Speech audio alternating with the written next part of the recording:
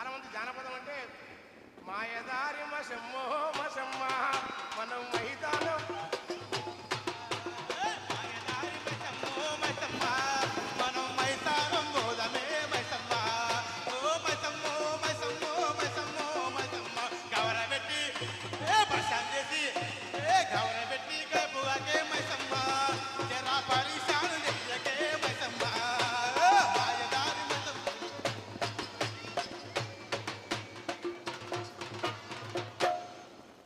ఇదే అనుకుంటారు. ఇంకా జానపదం అంటే నీలపురి గాజులవో నీలవేణి